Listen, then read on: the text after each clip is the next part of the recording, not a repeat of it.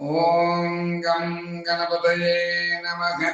శివాయ గురవే నమః.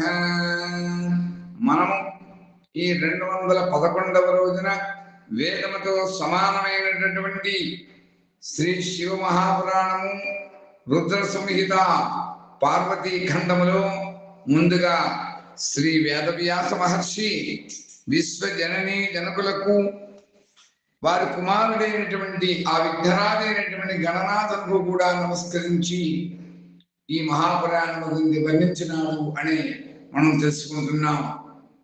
ఒకానొక నాటి సమయంలో నైమిషారణ్యమునందు నివసించు ఉన్నటువంటి ఆ సోనికారి మహర్షులు అందరూ కూడా సూత మహర్షుల వారిని ఆ శివ భగవాను యొక్క తత్వము, ఆ శివతత్వ స్వరూప వివరణ, ఆ భగవాను యొక్క లీలా విశేష మహత్యముల గురించి ప్రశ్నించగా అంత సూతుల వారు బ్రహ్మనాథ సంవాద రూపమైనటువంటి శ్రీ శివ మహాపురాణం గురించి అందరికీ కూడా శివానుగ్రహం చేత తెలియజేసినటువంటి మంగళప్రదమైనటువంటి అంశములను మనం నిత్యము కూడా తెలుసుకుంటున్నాం.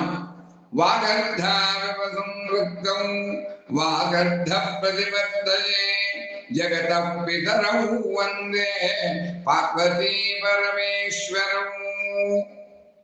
ఆ విధంగా ఆ పార్వతి పరమేశ్వరుల యొక్క ఆ వివాహ వేదికకు నలు దిశలంలో కూడా మంగళ సూచకం పోయేటువంటి పరిశుద్ధమైనటువంటి ద్రవ్యములు ఉంచబడ్డాయి. అవి ఆ గిరిరాజు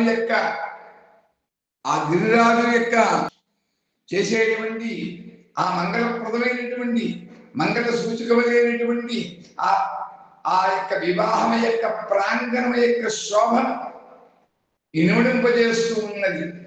హిమవంతుడు గొప్ప ప్రభావశాలి అయినటువంటి తన గురువైనటువంటి తన పురోహితుడైనటువంటి గర్గముని ముందు ఉంచుకొని తన కుమార్తె కొరకు చేయవలసినటువంటి సకల మంగళ కార్యములను కూడా సంపన్నంగా చేస్తున్నాడు. విశ్వకర్మని పిలిపించి గౌరవముతో మిక్కిలి విశాలమైనటువంటి ఒక మండపాన్ని నిర్మింపజేశాడు. వేదిక మొదలు వాటితోటి ఆ మండపం మిక్కిలి మనోహరంగా ఉన్నది. ఆ మండపం అంతా కూడా అనేక యోజనలు విస్తృతమై ఉన్నది. అనేక శుభలక్షణ సంపన్నమై నానా విధములకు ఆశ్చర్యములతో పరిపూర్ణమై మంగళప్రదముగా ఉన్నది. స్థావర జంగమములకు సకల వస్తువులు కూడా కృత్రిమంగా అమర్చబడ్డాయి. కానీ అవన్నీ కూడా అసలు వస్తువుల వలె ద్యోతకం అవ్వట్లేదు. వాటి వల్ల ఆ మండపం శోభావృద్ధి పొందింది. అచ్చట ఉన్నటువంటి అద్భుత మంగళప్రదమైనటువంటి వస్తువులన్నీ కూడా ఆ మండపము యొక్క సర్వస్వము కూడా అన్నట్లుగా ఉన్నాయి. నానా విధములైనటువంటి ఆ అనుపమ వస్తువుల యొక్క చమత్కారము ఆ అంతటా కూడా వ్యాపించి ఉన్నది. అతడ స్థావర వస్తువులను జంగమ వస్తువులు స్థావరములను కూడా పరాజితులు చేస్తున్నాయి అన్నట్టుగా ఉన్నాయి. అనగా ఒకదానికంటే ఇంకోటి అధికమైనటువంటి రెట్టింపైనటువంటి శోభను సంతరించుకుని చమత్కారంగా కనపడుతున్నాయి. ఆ మండపము యొక్క స్థల భూమి జలముతో పరాజితమవుతున్నది. ఇందులో జలం ఎక్కడ ఉన్నది, స్థలం ఎక్కడ ఉన్నది అని చతురులకు మానవులు కూడా గుర్తించలేకుండా ఉన్నది. కృత్రిమ సింహములు కొన్ని చోట్ల, బెగ్గురు పక్షుల యొక్క పంక్తులు కొన్ని చోట్ల అమర్చబడి ఉన్నాయి. కృత్రిమ మయూరములు అనగా నెమలులు తమ సౌందర్యముతో మనస్సును మోహింపజేస్తూ ఉన్నాయి. స్త్రీల యొక్క ప్రతిమలు పురుషులతో నృత్యములు చేయడం కూడా కనిపించింది.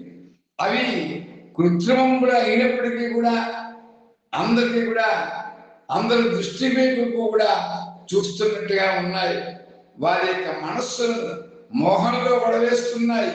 అదేవిధంగా మనోహరులైనటువంటి ద్వారపాలలు స్థావరం పడేటప్పటికీ కూడా జంగమములను తలపిస్తూ ఉన్నాయి. తమ చేతులతో ధనస్సులను ఎక్కిపెట్టినట్లుగా కనిపిస్తూ ఉన్నాయి ఆ ద్వారపాడు. అలా ద్వారమునందు మహాలక్ష్ముల యొక్క ప్రతిమలు కూడా వచ్చారు. అలా మహాలక్ష్మి యొక్క ప్రతిమలను తయారు చేసిన విధం మహాద్భుతంగా ఉన్నది.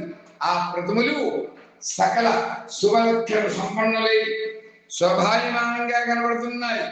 వాటిని చూసినప్పుడు క్షీరసాగరం నుండి సాక్షాత్ లక్ష్మీదేవియే వచ్చిందా అన్నట్లుగా ఉన్నాయి.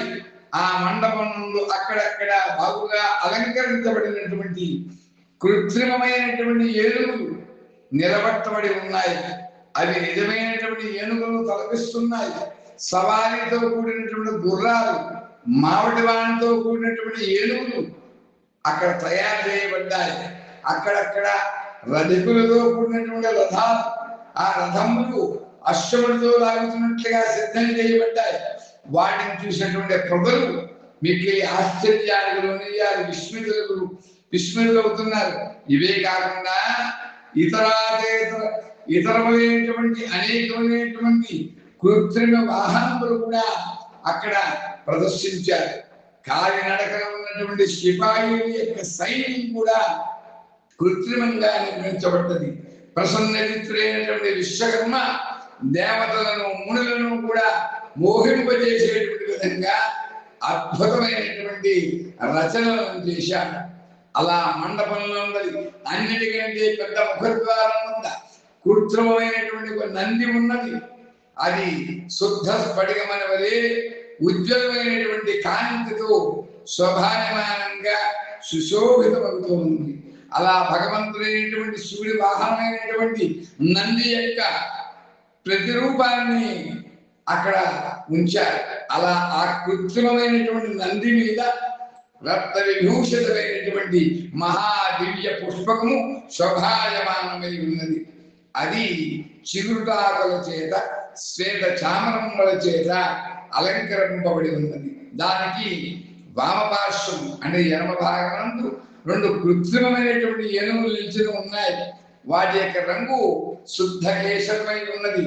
అవి 4 దంతములు కలిగినగా ఉన్నాయి. అవి పరస్పరము కూడా స్నేహంతో మరుగుతున్నట్లుగా కనపడుతోంది.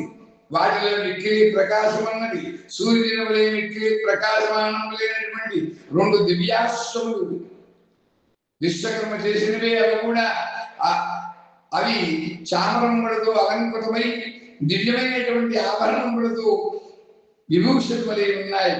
శ్రేష్టమైనటువంటి రత్నాభరణముల చేత సంపన్నులై కవచధారులైనటువంటి లోకపాలును అలాగే సకల దేవతలు కూడా అతని విశ్వకర్మ ద్వారా రచింపబడిన వారే అయి ఉన్నారు. వారందరూ కూడా నిజమైనటువంటి లోకపాలను దేవతలను కూడా పోలి ఉన్నారు. ఇలాగే భృగువు మొదలుగా కలిగినటువంటి సమస్త తపోధనులైనటువంటి ఋషులు, ఉపదేవతలు, సిద్ధులు కూడా ఆ విశ్వకర్మ చేత నిర్మించబడ్డారు కృత్రిమంగా. గరుడాది సమస్త గణములతో కూడినటువంటి ఆ విష్ణుదేవుని యొక్క కృత్రిమ విగ్రహం కూడా ఆ యొక్క విశ్వకర్మ తయారు చేశాడు. ఆ స్వరూపం ఎలా ఉన్నదంటే సాక్షాత్తు శ్రీహరి వలనే భాషిస్తూ ఉన్నది.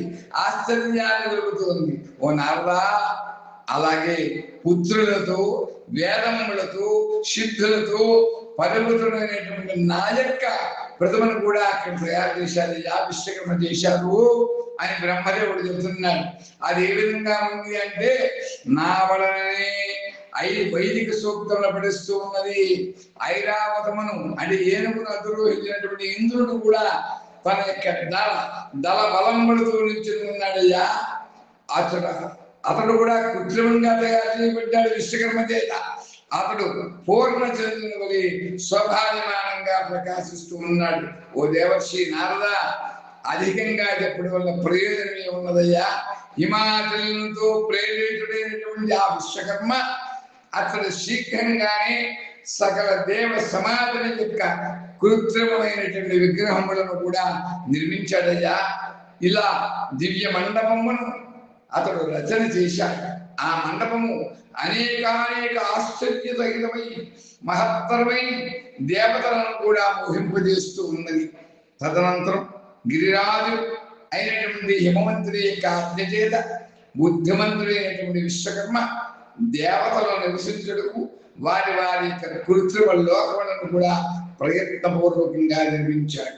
ఆ లోకములలో దేవతల కొరకు మిక్కిలి తేజస్ సంపన్నములై అద్భుతములు సుఖప్రదములైనటువంటి గొప్ప గొప్ప వేదికలను సింహాసనములను కూడా రచన చేశాడు ఆ విశ్వకర్మ.